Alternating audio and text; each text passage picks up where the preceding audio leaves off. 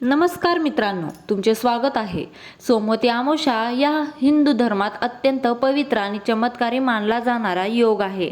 जेव्हा सोमवारी अमावस्या येते तेव्हा तिला सोमवती अमावस्या म्हणतात. या दिवशी ग्रहांची अशी काही उलथापालथ होत आहे ज्याचा थेट आणि अत्यंत मोठा प्रभाव तूळ राशीच्या जातकांवर पडणार आहे.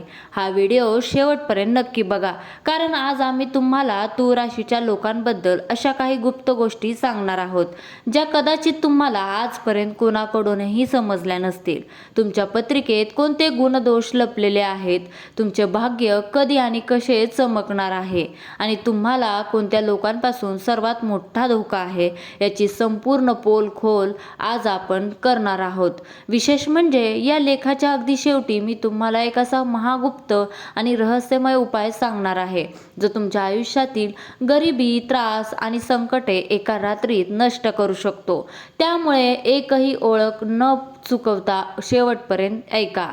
खाली तूळ राशीच्या लोकांसाठी सोमवती अमावस्येचे फळ, त्यांचे ग्रहमान, स्वभाव आणि नशिबाचे संपूर्ण विश्लेषण सविस्तरपणे दिलेले आहे. तूळ राशीच्या लोकांचा मूळ स्वभाव कसा असतो तर तूळ राशींचा स्वामी शुक्र आहे आणि याचे प्रतीक तराजू आहे. यामुळे या राशींच्या लोकांमध्ये जन्मजात काही खास वैशिष्ट्ये असतात. न्यायप्रिय आणि संतुलित हे लोक आयुष्यात नेहमीच संतुलन राखण्याचा प्रयत्न करतात. कोणावरही अन्याय झालेला त्यांना सहन होत नाही. आकर्षक व्यक्तिमत्व. शुक्राच्या प्रभावामुळे या राशीचे लोक दिसायला आणि बोलण्यात अत्यंत आकर्षक असतात. लोकांना आपलेसे करण्याची कला त्यांना अवगत असते. कला आणि सौंदर्याची आवड. यांना चांगल्या कपड्यांची, फिरण्याची आणि लक्झरी लाईफ जगण्याची प्रचंड आवड असते. निर्णय घेताना द्विधा मनस्थिती. तराजू जसा वर खाली होतो तसेच हे लोक अनेकदा काय करायचे आणि काय करू नये या विचारात अडकतात. निर्णय घेण्यास हे प्रचंड वेळ घालवतात. भावनिक आणि शांतताप्रिय.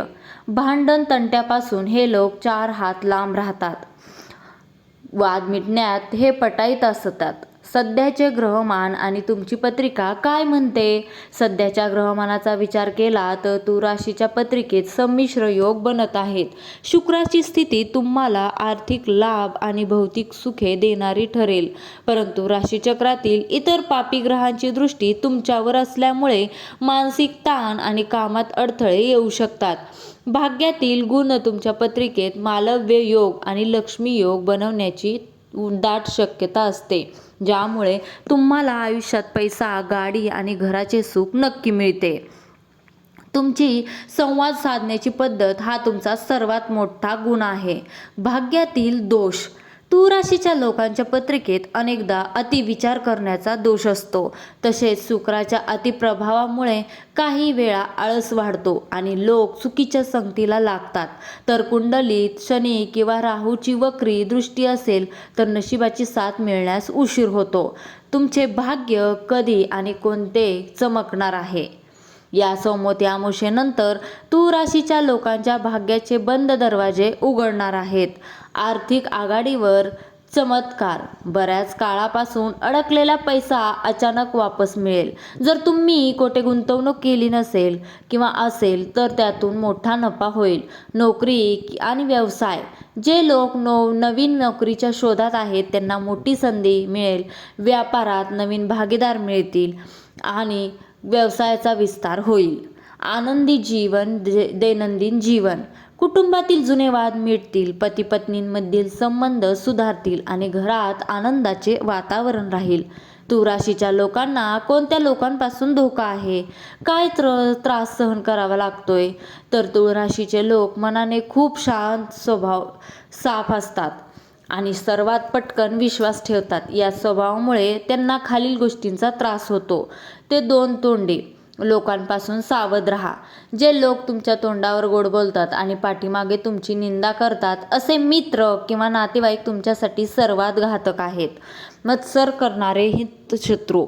तुमच्या प्रगतीवर जळणारे लोक तुमच्या कामात खोडा घालण्याचा प्रयत्न करतील. विशेषतः कामाच्या ठिकाणी गुप्त शत्रूंकडून मोठा धोका संभवतो. आर्थिक फसवणूक.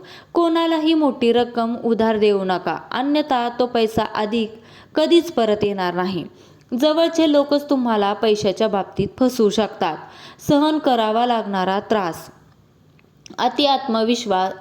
अतिविश्वास ठेवल्यामुळे शेवटी यांच्या नशिबी मानसिक त्रास, अपमान आणि एकटेपणा येतो. सोमवती अमावस्येला कोणत्या गोष्टी केल्या पाहिजेत? पितृतर्पण आणि दान. या दिवशी सकाळी लवकर उठून स्नान करावे. पूर्वजांच्या म्हणजे पितरांच्या नावाने अन्न किंवा काळे तीळ दान करावेत. यामुळे पितृदोष कमी होतो.